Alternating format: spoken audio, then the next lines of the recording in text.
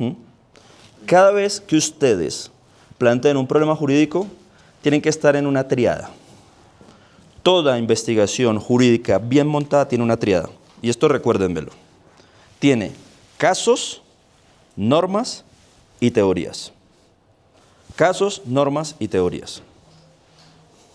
Entonces, cualquier tema que ustedes puedan plantearme aquí, les aseguro y les apuesto lo que sea, una canasta de cerveza o una botella de buen whisky o una canasta de cerveza barata, lo que quieran, pero que todo nos va a encuadrar en esa triada.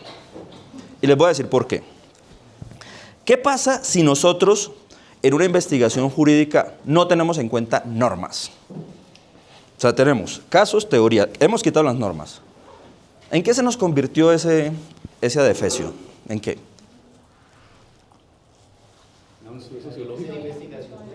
¿En una investigación filosófica o en una investigación sociológica? Si quitamos las normas, ya no estamos en el mundo del derecho. ¿Sí? Entonces, si ustedes van a hacer una investigación sobre, qué sé yo, el equilibrio económico del contrato, ¿sí? Entonces vamos a hablar del equilibrio económico del contrato. Pero si no citan una maldita norma, eso es pura especulación. Pura especulación. Entonces, necesitamos primero normas. Ahora saquemos teorías. Tenemos normas y tenemos casos. ¿Qué pasaría donde nuestra investigación no tuviera ningún componente teórico? ¿O qué tipo de investigación se están imaginando? Análisis de un caso. ¿Análisis de un caso? Sí. ¿Qué más? Pero ojo, análisis del caso ¿con qué herramienta? ¿Con cuál? Yo les voy a decir cuál es la herramienta que suelen utilizar los investigadores que prescinden de la teoría, con su experiencia particular. Entonces, tenemos el caso de el señor, la señora, que es juez, ¿sí? Es juez en cuestiones administrativas. Tiene un chingo de experiencia en este tipo de cosas, pero hace mucho tiempo no se lee un maldito libro.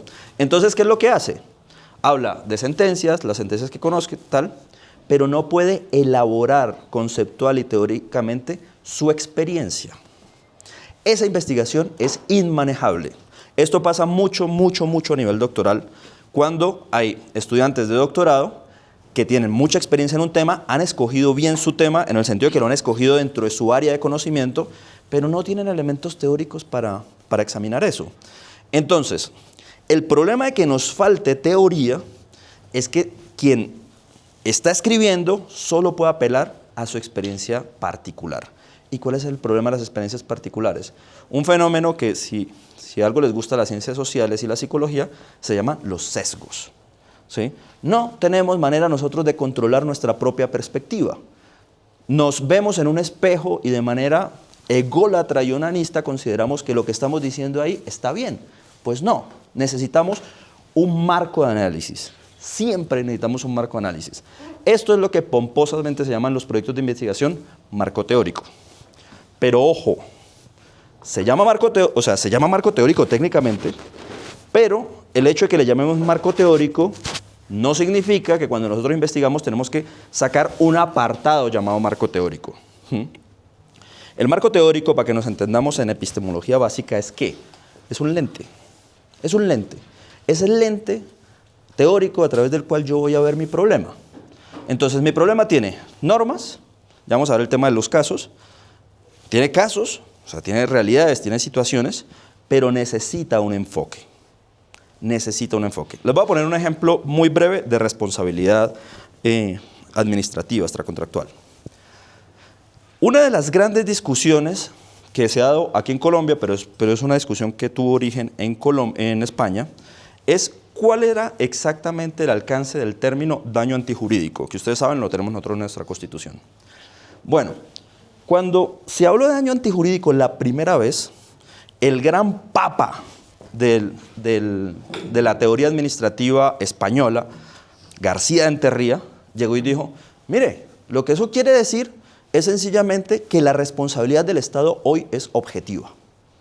Entonces, yo utilizo los elementos de la el fundamento de la responsabilidad, no como fundamento de la responsabilidad, sino como criterio de atribución. O lo digo de otra manera. La cuestión de falla del servicio, daño especial, riesgo, es nada más un mecanismo de atribución, entre muchos. ¿Sí? Eso fue lo que dijo García Enterría. Bueno, eso llegó aquí a Colombia y en los años 90 estableció una doctrina pues un poquito simpática. ¿Y era cuál? Que la responsabilidad del Estado era radicalmente objetiva. ¿Sí? Un par de casos que yo recuerdo, una familia que iba por una carretera, se le cayó una piedra enorme, pum, sobre el carro, muertos, y pues ¿qué dijo la administración pública colombiana en el año 90? Dijo, mire, desde que nosotros tenemos planteado, o sea, el caso sucedió en el 90, pero se resolvió como en el 92. Desde que nosotros tenemos planteada en el artículo 90 que el daño antijurídico es el fundamento de la responsabilidad, eso quiere decir que nuestra responsabilidad es objetiva. Bueno, ¿por qué les cuento esta historia? Porque desde el punto de vista teórico-administrativo hay dos opciones de ver el problema, no una. Otra cosa es que el Consejo de Estado haya sacado una sentencia que diga que es objetiva, pero hay dos concepciones teóricas de este asunto. Dos. Una en la cual falla del servicio, daño especial, riesgo excepcional son factores de atribución. Y otra en la que dice que son fundamentos. ¿Y cuál es la diferencia entre los dos? Que acá yo puedo escoger entre uno y otro. Acá no. Si yo digo que es un fundamento, lo que estoy diciendo es que es un requisito absolutamente indispensable de la responsabilidad.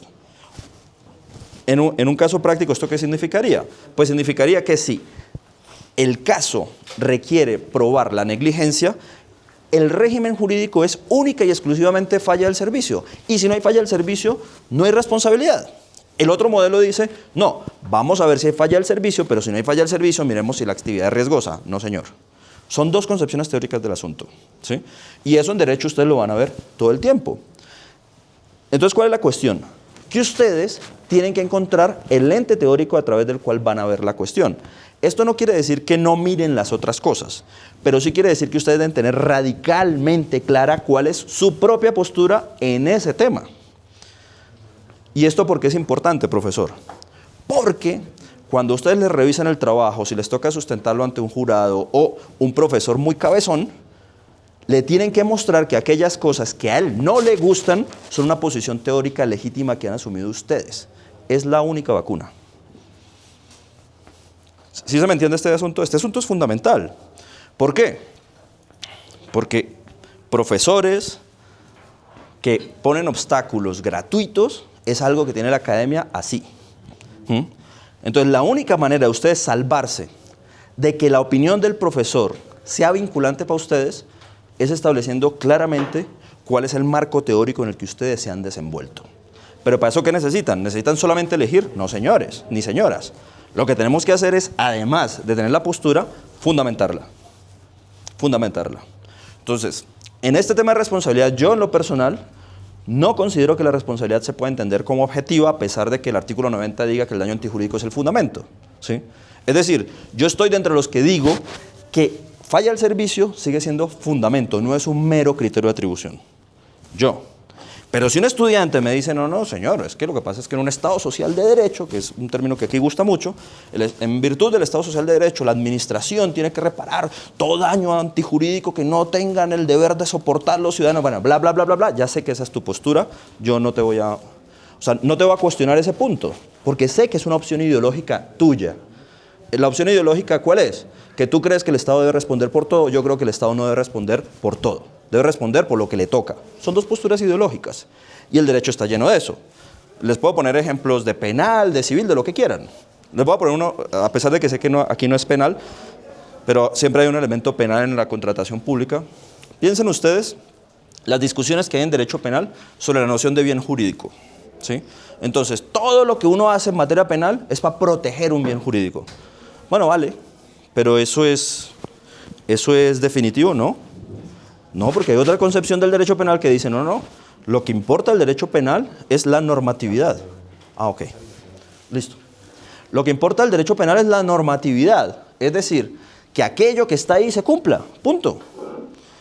Entonces, si alguien me dice a mí, no, mire, lo fundamental en materia de responsabilidad penal por ejemplo, en presentación en licitaciones públicas, es que uno tiene que ser absolutamente transparente con la administración.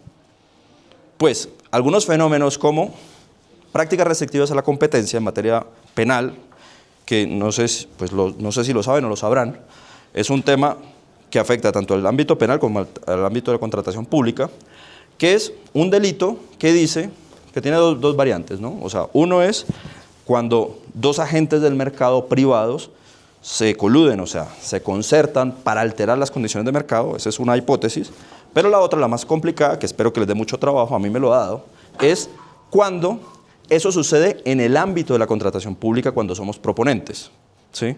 O sea, es decir, si somos proponentes, Carlos y yo, y nos ponemos de acuerdo para presentarnos en una misma licitación pública y hacerle pensar a la administración que somos realmente competidores, pero de alguna manera nos estamos repartiendo la torta, eso es delito.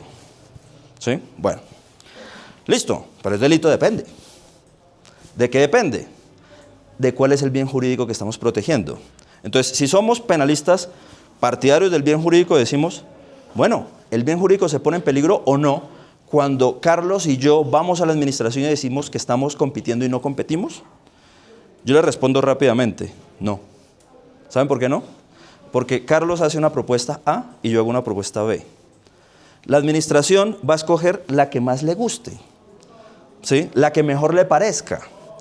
Carlos y yo podemos haber concertado lo que quieran, pero hay un tercero que es el que dice me gusta más esa propuesta o me gusta más esta otra. ¿Se pone en peligro el bien jurídico? No, porque la selección objetiva no se ha alterado. ¿Me hago entender? Pero si ustedes son penalistas normativistas te dirán, no amigos, lo que dice la norma es concertarse para fingir una competencia. Si ustedes se concertan para fingir una competencia están cometiendo el delito. Entonces, el derecho está lleno de situaciones como estas que les he planteado, llenos de posturas en las cuales se puede pensar el mismo problema de manera radicalmente contraria. Por eso es importante tener conceptos. Por eso, si ustedes no tienen en claro que necesitan conceptos para hablar de lo que tienen que hablar, tienen el riesgo de que ese profesor que evalúe su trabajo tenga la postura contraria a ustedes, pase una aplanadora sobre ustedes y ustedes ni se enteren por qué. A partir de ahora ya lo van a tener claro, porque puede haber divergencias conceptuales entre ese profesor y ustedes que ustedes no han explicitado. Ojo, no se trata de que ustedes le den gusto a todo el mundo, porque eso no se puede. Sí, porque resulta que si lo ve el profesor Carlos, él piensa una cosa, si lo ve el profesor Daniel, pues otra cosa. ¿Sí? Entonces, lo que uno tiene que hacer es ser absolutamente transparente, explícito con la postura que tiene y mostrar que la está usando. Eso es, entonces hemos hablado de normas, teorías o conceptos. Ahora vamos a hablar de casos. ¿Qué es un caso? ¿Y por qué son importantes los casos en derecho? Bueno, la única manera que ustedes tienen de mostrar que su investigación sirve para algo es mostrando un caso. No hay otra manera. Créanme que no hay, eso no se puede saltar de otro. Entonces, toda esta cuestión de la justificación, ustedes pueden poner a ChatGPT a que les elabore la justificación más linda del maldito mundo, pero si no encuentran un caso, si no encuentran un ejemplo que muestre que aquello de lo que están hablando vale la pena ser leído, han fracasado. Por eso necesitan casos. Ese caso se puede encontrar en una sentencia. Ese caso se puede plantear de manera hipotética, que es lo que acabo de hacer yo, cuando les hablé de las dos posturas en materia penal en cuestiones que tienen que ver con contratación pública. Yo les he puesto a ustedes las hipótesis, me las acabo de inventar. ¿Por qué? Porque la jurisprudencia colombiana hasta ahora no ha definido ninguna de las dos. O sea, no he dicho ni una es buena ni la otra es mala. Soy yo el que estoy diciendo hay dos alternativas y pues ustedes pueden escoger si son bastante avispados. Entonces, esto no lo vamos a saltar porque... Con la mano. Hombre. Listo. Bueno, ahora que les he explicado eso, les voy a explicar una serie de problemas. Problemas típicos. Bueno, la primera cuestión es que no hay una única manera de hacer una investigación jurídica. No hay una única manera. Esto de que no hay una única manera es una cuestión que no la deben olvidar ustedes jamás. ¿Por qué? Volvemos al mismo problema. Si dan ustedes con un director de investigación que sea tremendamente terco, que considere que la única manera de hacer la investigación es como él la hizo, piénsenlo solamente en ese sentido. O lo digo de otra manera. Si ustedes tienen poca experiencia, están ante una persona que tiene más experiencia y les dicen, esto se puede hacer solo de esta manera, lo que realmente les está diciendo esa persona es que esa es la manera como él lo hizo. ¿Sí? Y el hecho de que él lo haya logrado es un indicador solamente de una cosa, de que lo logró, pero no de que lo hizo bien. ¿Mm? No vayamos a confundir autoridad con método. Cuando uno está dentro del mundo académico, uno siempre está sometido a un elemento de autoridad, profesores, directores, tal. ¿Eso es malo? No, es la estructura social nuestra, no vamos a ser anarquistas a estas alturas de la vida. Pero debemos entender que muchas veces lo que está sucediendo es que nos están hablando desde la autoridad y no desde la experiencia. Hay veces que sí, no les digo que se declaren en rebeldía total, pero cuando un profesor, un director de investigación les dicen a ustedes, no, esto solamente se puede hacer así, recuerden mis palabras, no, él me está diciendo que él lo hizo así. Es otra manera de decir eso. O sea, yo así lo hice y así yo creo que todo el mundo lo tiene que hacer. Porque, ojo, ese director, esa directora lo está haciendo de buena fe. No es que quiera perjudicarlos. Sencillamente, solamente conoce esa manera de hacerla. Entonces, lo de que no hay una única forma correcta es algo que tienen que recordar mucho. Si en algún momento les pica a ustedes el bicho de leer más sobre esto, hay un libro extraordinario que se llama, de un sociólogo norteamericano llamado Howard Becker, que se llama Manual de Escritura para Científicos Sociales. Es un libro extraordinario porque Howard Becker no solamente era sociólogo de la educación, digo era, pues yo no sé si está vivo o muy mayor. Pasaba con Habermas, ¿no? Que murió y uno no sabía si era vivo todavía. Entonces, Howard Becker no solamente era sociólogo del derecho, sociólogo de la educación, perdón, sino que además dirigió el taller de redacción de la Universidad de Northwestern, que es una de las grandes potencias de la sociología norteamericana, durante más de 30 años. Entonces el tipo se sentaba a mirar los borradores de los tesistas y a partir de ahí fue que elaboró ese libro. O sea, es un libro experiencial y eso lo hace tan útil. Bueno, cierro la cuña. Entonces no hay una única forma correcta, pero sí hay errores que tienen que evitar a toda costa. Y son estos los errores que yo más he identificado en la práctica. Primer problema, confusión entre cuestiones empíricas y normativas. Esto es súper importante y es uno de los errores más comunes. A mí me llegan a menudo con un planteamiento más o menos de este estilo. Me dicen, profesor, lo que pasa es que yo en el juzgado en el que trabajo he visto que nadie interpreta bien tal norma. El artículo 77 de una ley, de la ley 50. ¿Sí? Entonces nadie la interpreta bien.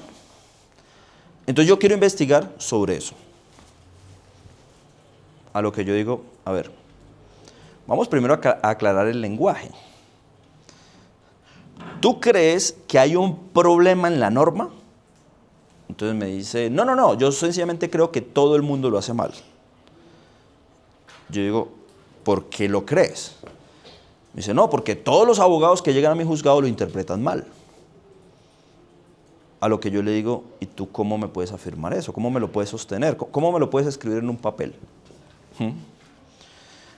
¿Qué es lo que está sucediendo aquí en últimas? Que esta persona se está precipitando, ¿sí? Está asumiendo, primero, que todo el mundo interpreta mal una norma sin haber determinado si esa norma tiene un problema interpretativo. Entonces, lo primero que yo le recomendaría es, chico, mira la norma, mira si hay jurisprudencia sobre esa norma, mira si hay, o sea, si cuando tú la lees tú dices, no, claro, es que esto puede significar A o puede significar B. Si has encontrado eso, has resuelto el problema, porque el problema no es que los abogados que lleguen a tu juzgado sean unos despistados.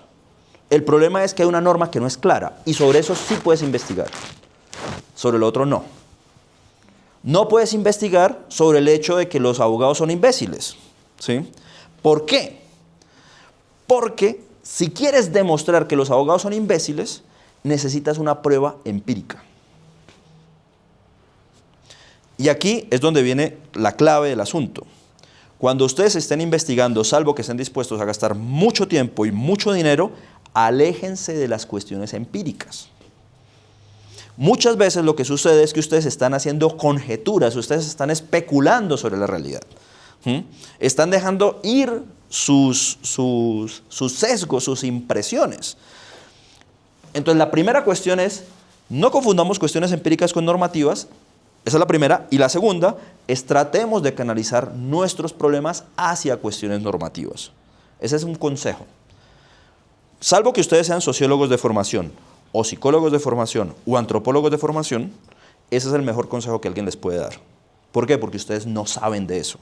Ustedes no saben de estadística, ustedes no saben de elaboración de encuestas, ustedes no saben de esas cosas. Entonces, como no saben de eso, no se metan en ese berenjenal. Pero ¿cuál es el problema? Les repito, que cuando les ponen un sociólogo a que les hable de técnicas de investigación, los va a mandar al berenjenal, ¿sí? Porque es lo único que él sabe. Él no sabe otra cosa. Entonces, no confundamos cuestiones normativas con empíricas y recomendación, quedémonos con las normativas, no nos metamos con las empíricas. Para poder demostrar una cuestión empírica necesitamos hacer encuestas, manejar estadística y invertir muchísimo tiempo. Y ahí sí establecer un marco teórico que nos permita explicar esta estadística. Es un rollo, es un rollo. Es más, para que me entiendan por dónde empecé, ¿por qué yo recomiendo deshacernos de ese modelo de estado del arte tal? Porque ese modelo es para investigaciones empíricas. Me explico. Si ustedes o un profesor viene aquí al poli y le dice a las directivas, oiga, quiero investigar sobre por qué los estudiantes de maestría les va tan mal en cuestiones estadísticas. ¿Sí?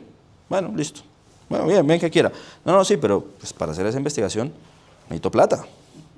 Pues eso no es, no, ¿y por qué necesita plata? Bueno, pues que tengo que entrevistarlos a todos, o tengo que entrevistar a una muestra muy representativa, tengo que irlos a buscar, mejor dicho, tengo que de pronto gastar en una gaseosa, qué sé yo. Bueno. Entonces la universidad va a decir, ah, bien, necesita plata, chico. Entonces, como necesita plata, hágame un proyecto. Un proyecto en el que me diga qué cosas, sobre qué es, cuáles son las conjeturas que usted tiene para determinar que eso vale la pena hacerlo, justificación, qué se ha dicho sobre esta cuestión, estado del arte, y usted qué cree que va a encontrar, posibles hallazgos. Y además de eso me tiene que decir que hay un modelo teórico que permite investigar esas cosas, marco teórico. Entonces, en las investigaciones empíricas el proyecto es ineludible. ¿Por qué? Porque ustedes necesitan convencer a alguien de que o les dé plata, o les dé una licencia, o les dé lo que sea para que ustedes puedan invertir el tiempo y perderlo en esa cosa. Pero en la investigación nuestra, no. Nuestra investigación se llama hora nalga, no más. Ustedes ponen el culito ahí, se sientan y empiezan a trabajar. No hay más recursos. No hay más recursos que su propio tiempo. ¿Sí? Entonces, como no hay más recursos que su propio tiempo, ustedes no tienen que demostrarle a nadie que vale la pena perder el tiempo en eso. Lo que tienen que hacer es un buen trabajo, porque si no hacen un buen trabajo, no se gradúan. El modelo es radicalmente distinto. Usted tiene una necesidad de graduarse, no más que eso. Bueno, entonces, por eso es que les digo, húyanle a las cuestiones empíricas. Otro problema. Como ustedes ya me tienen en claro la tríada, normas, casos y teoría, vamos a huirle a este problema. Acotamiento deficiente, no advertir aplicaciones, exceso de conceptualismo. ¿Qué quiere decir eso? Profesor, quiero investigar sobre el equilibrio económico del contrato. Ah, bueno, vale. ¿Y qué quieres decir sobre eso? Me dice, no, pues explicar por qué es importante, tal. Bueno, a ver, mira, hay doctrina francesa, alemana y colombiana que ha hablado muchísimo de eso. ¿Tú qué me vas a decir distinto? Obviamente uno no está en condiciones de responder eso. ¿Cómo lo resuelve? Acotando el tema. Acotar es darle mayor prevalencia al caso. Es decir, equilibrio económico del contrato en contratos de, qué sé yo, suministro. De suministro de materias primas o de concesiones o de Bueno, lo que quieran. ¿Ah? De obra. De obra, de lo que quieran. Cuando ustedes se llevan el equilibrio económico del contrato a un contexto específico, están acotando el tema. Todos los temas deben acotarse. No se queden en un tema abstracto. Busquen en su investigación tanto el tema como la aplicación. Eso es tiro fijo. ¿Por qué? Porque si en su planteamiento tienen el tema más la aplicación, están resolviendo el problema de la justificación, ¿eso para qué? Y están resolviendo el problema teórico. Ambas cosas las están resolviendo. Falta que resuelvan el problema normativo, que tendrán que resolverlo. Si alguien tiene alguna pregunta, levanta la mano, ¿no? O sea, esto a mí también me gusta conversar. Bueno, pero hay un problema que es el opuesto, que es acotamiento excesivo. Entonces ya no es equilibrio económico del contrato, sino que mi investigación, profe, es sobre el desequilibrio económico del contrato en la vía, en la concesión viaria de Bogotá-Chía entre los años 2022 y 2023. Eso es una porquería de investigación, porque no le interesa a nadie. El problema arriba era que no veíamos aplicaciones. El problema es que ya no tiene relevancia teórica. O sea, y una investigación que no tenga relevancia teórica es una investigación que no le interesa leer a nadie. Entonces, son dos extremos. O lo dejamos muy general, por lo tanto no tiene aplicación práctica, o lo dejamos demasiado concreto, por lo tanto no tiene ninguna relevancia teórica. Ese es el punto medio en el que ustedes tienen que moverse. ¿Sí está claro? Bueno. Confusión de estilos del forense al académico. Esto es algo que le pasa a todo el que trabaja en un juzgado. Si alguno trabaja en un juzgado, acuérdese de mí. Hay veces que cuando escriben académicamente piensan que están escribiendo para documentos jurídicos. Y eso es un error. ¿Por qué es un error? Porque el estilo académico es un estilo ensayístico. Es un estilo en el cual ustedes tienen que mirar diversas posturas, ir adoptando una de ellas, pero no es un texto estrictamente argumentativo, como lo puede ser una sentencia o una demanda. Cuando ustedes redactan una sentencia o redactan una demanda, ¿ustedes qué es lo que están haciendo? Están haciendo estrictamente un documento de naturaleza argumentativa. Están planteando una tesis y una serie de razones que apoyen esa tesis. Si bien el texto académico puede tener parciales coincidencias con ellos, no es de eso de lo que se trata. Aquí de lo que se trata es de mostrar un tema. Mostrar un tema, mostrar la postura de uno, pero tienen que deshacerse cuando están escribiendo de la camisa de abogados o jueces, de abogados prácticos. Tienen que deshacerse de ella, ¿por qué?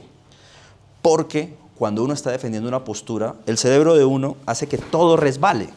O sea, el cerebro de uno hace que uno solo retenga las cosas que apoyan esa postura y que se olvide del resto.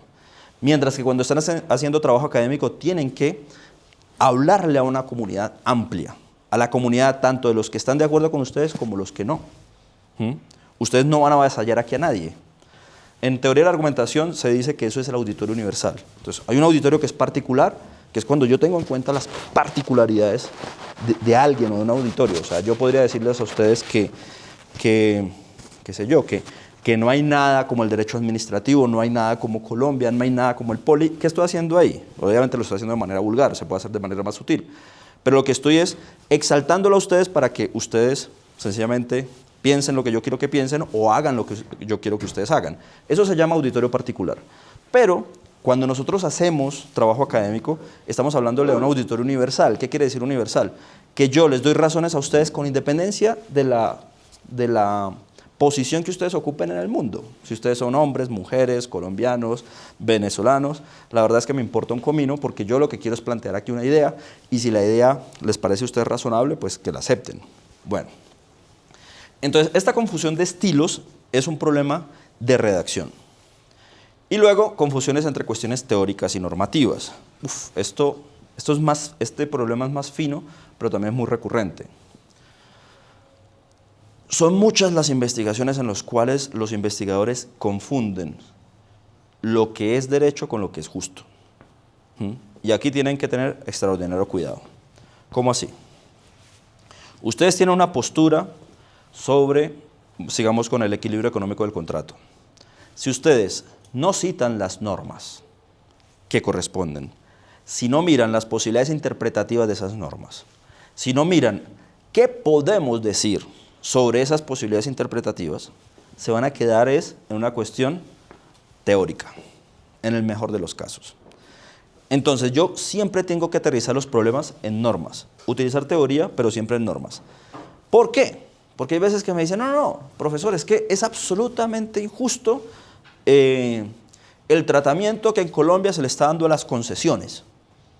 Bueno, vale, yo estoy de acuerdo. Sí, me parece que es un negocio que donde yo fuera un concesionario, pues me encantaría. Pero, ¿y? No, pero es que, ¿cómo va a ser eso posible, profesor? Pues sí, ¿cómo va a ser posible? Pero es que ese no es el puto problema acá, hombre. El problema aquí es otro. El problema es, ¿qué me va a decir usted sobre las concesiones? ¿Sí? Bueno, entonces, estos son problemas típicos. Preguntas, los animo a que hagan preguntas porque esto creo que no lo van a ver en ningún libro. Pongo la mano en el fuego. Preguntas, dudas, comentarios. Dudas. O les vuelvo a hacer un nugget de que si no entregan el trabajo en 2 meses se tira la materia.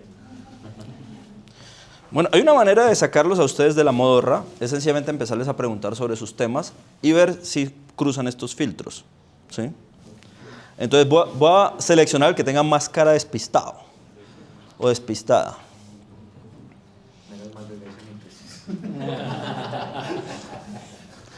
Bueno, ¿alguien que quiera comentar su tema y lo pasamos por este filtro?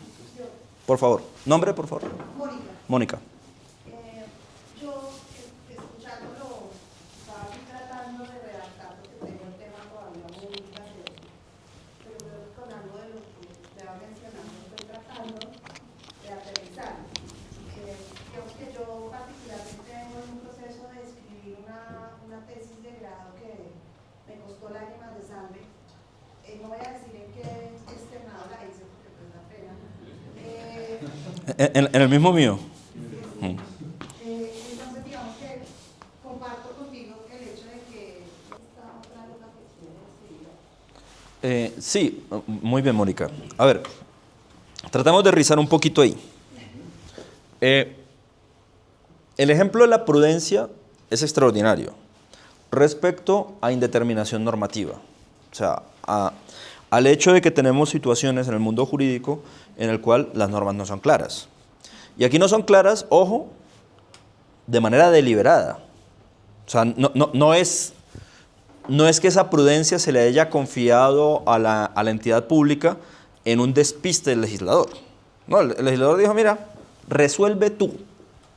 Entonces, como dijo el resuelve tú, eso lo tienes que asumir como un dato, como un hecho, ¿sí? Y esa es una invitación que les quiero hacer. Cuando ustedes examinen normas en el mundo de la investigación jurídica, examínenlo como hechos, como algo que está ahí. No porque no les guste, dejen de asumirlo como que ahí está, ¿sí? Otra cosa es qué implicaciones tiene, ¿sí? Entonces, el problema no es que el legislador no definió, no, sí definió, lo que pasa es que definió mal. Entonces, como lo definió mal, ¿qué implicación tiene esa prudencia?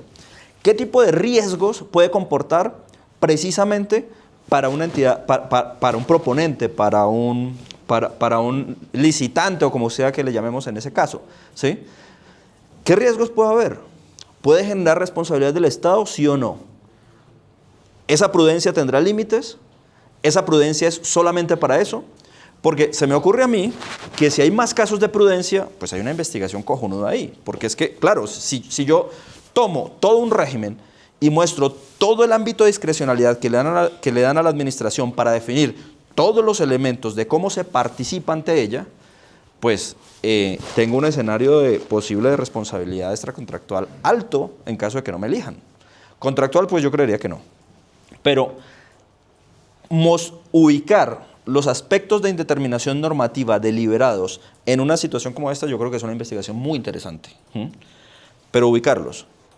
Y quitarse el traje de abogado. Quitarse el traje de abogado es olvidar el fastidio que uno le puede producir una mala norma.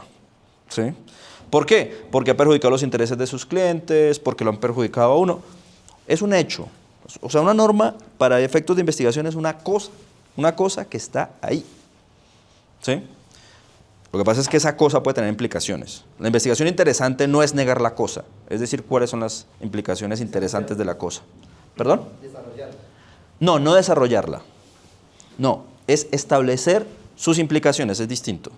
¿Qué es establecer implicaciones? Es cómo se puede interpretar esa norma. O sea, ¿qué alternativas hay? Entonces, prudencia es que lo que se le dé la gana. Prudencia es dentro de determinado marco. ¿Cuál es el marco? Prudencia es no más allá de lo que diga la ley 80. Prudencia es, etcétera, etcétera. O sea, ahí hay posibilidades interpretativas. Lo que pasa es que para mostrar que esas posibilidades interpretativas son razonables, pues yo necesito soportes. ¿Soportes de qué tipo? Administrativos, jurisprudenciales, qué sé yo, fuentes de consultas de diverso tipo, conceptos de entidades públicas, etcétera, etcétera, etcétera. Pero la cuestión importante es eso, implicaciones, en un caso como este. ¿Listo? ¿Alguien más? Anímense que yo me voy y ya después no le pueden preguntar a nadie. O sea, le podrán preguntar a otro que no soy yo. Pero... Sí, por favor. Yo, pues aunque sea como muy consciente, yo también trabajo mucho el tema del decreto 092 y yo tengo, por ejemplo, el tema de confusiones de cuestiones empíricas y normativas. Un momento, ¿cuál es su nombre? Daniel Rojas. Daniel. Bueno, es que, Daniel, usted acaba de decir una cosa muy importante. El decreto 092, yo no tengo ni la más puñetera idea. No tengo la más. Quieto. Yo no tengo la más puñetera idea de qué es. Y posiblemente el lector tampoco. Entonces, esto es súper importante. No redacten para ustedes. Claro, ustedes tienen que saber que hay un auditorio al que tienen que llegar. ¿Sí? Claro, entonces, una cosa es llamarle a esto régimen de contratación con entidades sin ánimo de lucro. Ah, amigo, ya entiendo. Y entre ellos puedo hablar del decreto, que ni lo recuerdo, porque ya lo olvidé, porque mi cerebro no agarra números, pero sí agarra temas. Entonces, cuando uno escribe, tiene que pensar en el lector. Listo, Daniel, es que quería usarlo como conejillo de indias porque venía muy a cuento. El 11 de abril. Esto... No, pero miren. Está perfecto, conocen el régimen normativo. Muy bien. Es un extraordinario inicio. Lo que necesitamos, Daniel, es, esto se llama pomposamente problematizar el asunto. ¿Qué es problematizar el asunto? Problematizar el asunto es preguntarse, ¿qué pasaría si? ¿Sí? Pero escribirlo, no que me lo contesten. ¿Qué pasaría si? Entonces, ¿qué pasaría si alguien se presenta de manera distinta? ¿Qué pasaría si alguien dice, que alguien no elegido, dice que el régimen era otro? O sea, esas preguntas del qué pasaría si son fundamentales. Les voy a poner un ejemplo un poco tonto. Supongan ustedes que estoy examinando una norma de transporte. ¿Sí? Una norma de transporte de personas. De transporte urbano de personas. La norma dice que se les hará una deducción del pasaje a los usuarios a los que les haga falta una mano. Listo. Eso dice la norma. Entonces, esa deducción va a ser del 30%. Entonces, tenía que pagar 1.000 pesos, ahora esta persona tiene que pagar 700, si le hace falta una mano. Vale. Luego viene la pregunta. ¿Qué pasa si se sube a alguien al que le faltan las dos manos? ¿Se la damos o no se la damos? ¿Sí o no? ¿No? La norma dice al que le falte una mano. Al que le falta las dos, ¿está dentro de la hipótesis de la norma, sí o no? Si la norma dice al que le falte una mano.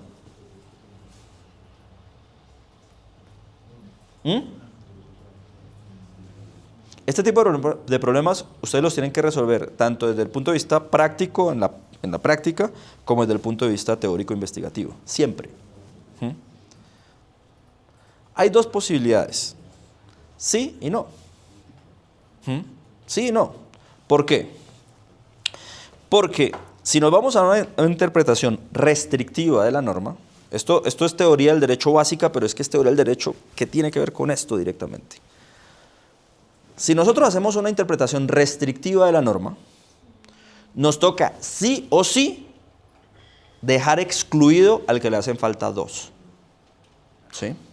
Pero si nosotros hacemos una interpretación extensiva de la norma, pues entendemos una cosa que los abogados tenemos como muy metidos en la cabeza, pero no sabemos por qué, ni cómo, ni cuándo funciona, ni si es verdad o es mentira, y es que el que puede lo menos, también puede lo más.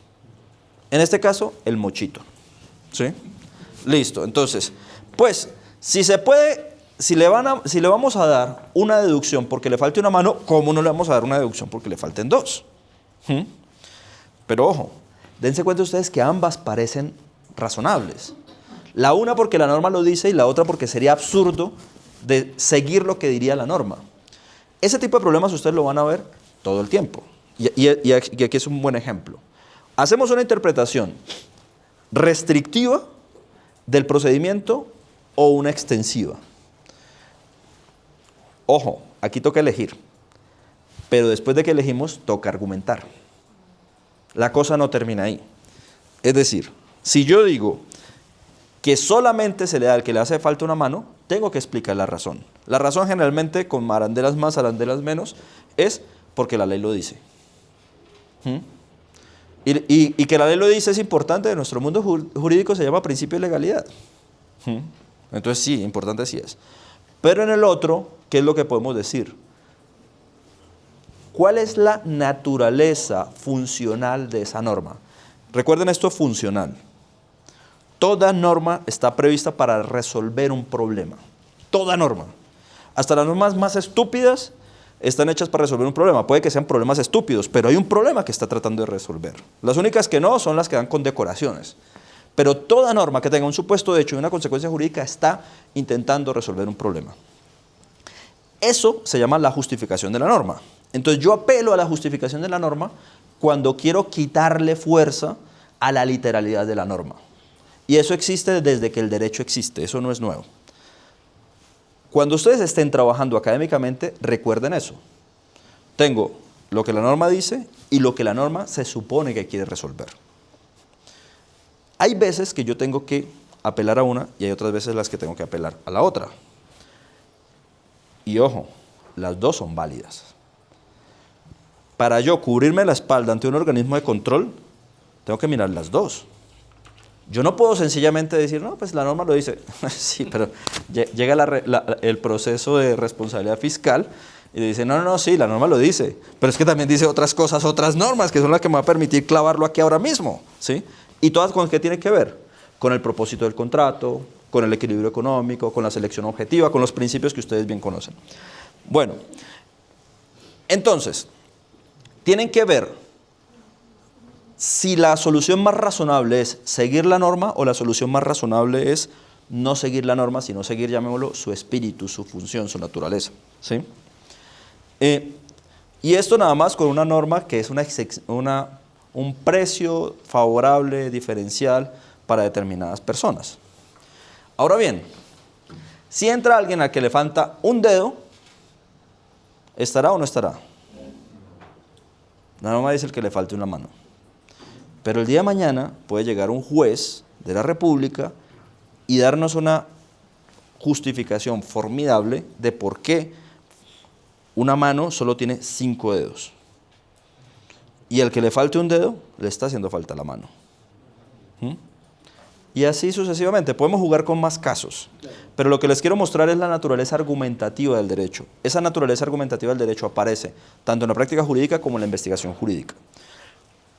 Entonces, mi invitación en este sentido es, sean creativos en la problematización de los asuntos que tienen que ver. Saben las normas, los que tienen experiencia técnica en determinados asuntos, pero problematicen. Puede que parte de esa problematización sean casos que ya han visto, pero muestren que esta norma puede tener resultados absurdos. ¿Sí? Ojo, ustedes están haciendo investigación académica. Lo que le importa a la comunidad académica no es que le hablen de la norma, es que le digan qué pasa con esa norma. Usted que sabe del asunto. Entonces, la norma dice X, pero esta norma produce estos problemas. Entonces yo propongo que se lea de esta manera para resolver el problema que genera el seguimiento estricto de esta norma. Una investigación divina. Mónica. Un análisis de caso, que creo que es como hacia donde estamos orientando la materia. La conclusión puede ser que uno proponga una norma. Sí, pero con un gran condicionante. Si detrás de esa propuesta hay un análisis de por qué se propone eso. O sea, es decir, no saltar a la conclusión, porque saltar a la conclusión es un problema lógico. Yo puedo proponer que la norma diga esto en lugar de esto, pero para poder justificar que diga esto, tengo que decir por qué el estado actual de cosas es problemático. No tiene que ser nada más mi impresión, tengo que mostrar cómo la interpretación de la norma tal como está, pues contraviene principios constitucionales, lleva a resultados absurdos, genera corrupción, etcétera, etcétera, etcétera. Pero sí, no saltar a la conclusión sería el único condicionante de terminar una investigación con una propuesta normativa. ¿Alguien más? ¿No? Bueno. Yo, una pregunta. Sí. Que lo he visto mucho en las cortes anteriores de la maestría, frente a la pregunta de proponer una norma. Cuando el estudio se trata en cuestionar el vacío normativo o el estado actual de la regulación del tema, a mí siempre me ha pasado, y creo que lo discutía con su merced hace muchos años, si cambian la norma, pues me dejaron sin tesis. Sí. Gracias por recordarlo porque eso es una cuestión capital. Si ustedes hacen investigaciones demasiado acotadas normativamente y que no tengan implicaciones funcionales, que no permitan el estudio de la institución como tal, corren un gran riesgo. Bueno, un riesgo si les importa, obviamente. Y es que la investigación de ustedes pase al olvido inmediatamente. Un cambio normativo puede mandar una investigación a la basura. Y yo soy de los que siempre motivo a los que hacen investigaciones para que hagan algo que de pronto con algunos ajustes pueda convertirse en una publicación. Porque es que es mucho esfuerzo como para mandárselo nada más a la abuelita. O sea. Entonces, y si uno quiere publicarlo, debe tener en cuenta precisamente tanto al lector, o sea, no hablarle del decreto tal, sino el régimen de tal cosa, sino que además tiene que problematizar el tema al punto de que uno sepa que si hay algún cambio normativo, el tipo de problemas a los que uno se está refiriendo siempre van a existir desde el punto de vista teórico, ¿sí? Piensen ustedes selección objetiva. Selección objetiva de contratistas es un tema eterno. ¿Y por qué es eterno? Porque el contrato estatal como institución no puede funcionar de otra manera. No puede. Es que es la única manera en la cual el Estado ha encontrado para transferirle funciones públicas, la prestación de servicios públicos precisamente a los particulares. No se ha encontrado otra. Y se necesita la competitividad. Entonces, selección objetiva es un tema eterno. Eso no va a cambiar por vía de ley, ¿sí? No va a cambiar por vía de ley la preocupación que tiene el legislador para evitar actos de corrupción. Eso no va a cambiar. No va a cambiar la interacción entre mecanismos penales y administrativos en contratación pública. Eso tampoco va a cambiar. Entonces hay una serie de temas que son eternos. Mientras tengamos Estado de Derecho, son eternos. Entonces mi invitación es a que traten de, problematizando, o sea, encontrando el caso, encontrando la cuestión, ligarlo a una cuestión estructural del núcleo teórico, precisamente, de la contratación pública. Esa es la manera de hacer que su investigación perviva un poquito en el tiempo. Pero sí, es así. ¿Alguna otra cosa? Bueno, si no, pues vamos a pasar a una cosa más leve, pero más importante. Las dificultades reales. Las dificultades reales de la investigación son estas: falta de tiempo, malos directores, falta de conocimiento y falta de práctica. Son esas. No busquen más. Falta de tiempo. Todo el que fracasa entregando una investigación fracasa porque no tiene tiempo. Todos, sin duda alguna.